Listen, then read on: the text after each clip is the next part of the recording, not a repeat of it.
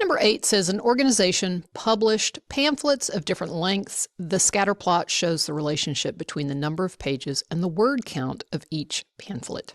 All right, let's look at the scatter plot. Okay, honestly, I think this is a bit of a dirty trick on the part of the state of Texas because they are administering this online, which means it's very hard for you to make a line of best fit that you can actually measure off of. I'm not sure how to do that online. So what I've done, since we have a paper copy, is I have estimated the trend line, like the average slope for this set of points. And it's not perfect, but it does give me the ability to kind of estimate where these other points would be. So based on the data, which of these is the best prediction of the word count for a 10-page pamphlet? Okay, 10-page pamphlet, 1,500? No, that's way too low. 10-page pamphlet, 2,000, still too low. And then we go off the page, which is another dirty trick. But anyway, all right, 10-page pamphlet, this would be 2,200, this would be 2,400. Okay, so that might be that. 10-page pamphlet, 24, 26, probably 2,700 would be up here. All right, so I'm thinking that based on what I drew, that C is the best estimate. But again, it's kind of a dirty trick.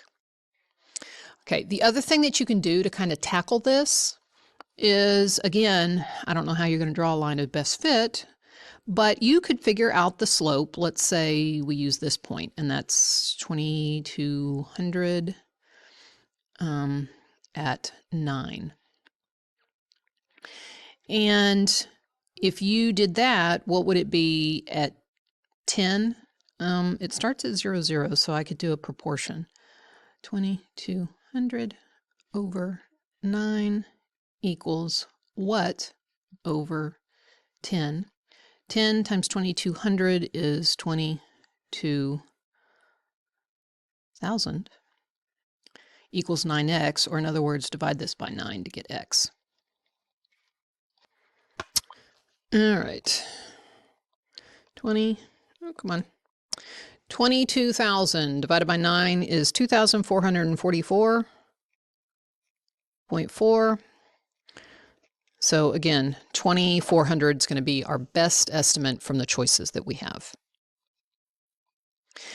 Number 9 says the graph of a linear function is shown on the grid. Create an equation that represents the relationship shown on the graph. Okay, so what I'm going to do is I'm going to go straight over here, and I'm going to find out that my y-intercept is 6.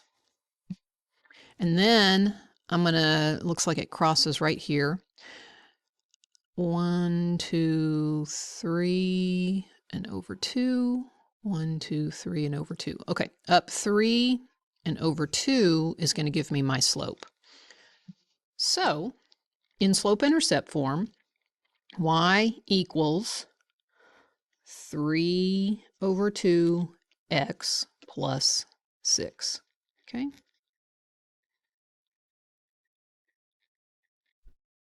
There's your equation.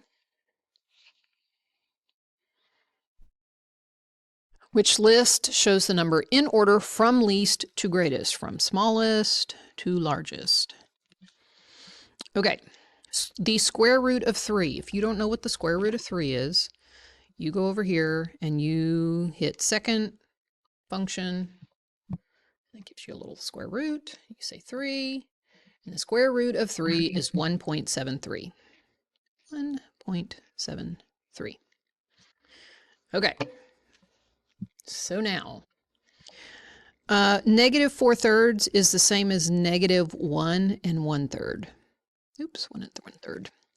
And then we have negative 0.43, and then we have 1.73. 5 over 2 is 2.5. It looks like it might be A. Because remember, if it's negative, a bigger negative number is actually smaller. So this is smaller than this. And this is smaller than this, and this is smaller than this. These two on B are not in the right order. Okay, they need to be switched. Here, these two are good, but these guys need to be switched. And then down at D, they've got it listed from greatest to least. So opposite of what they asked. All right, so your answer is A on number 10.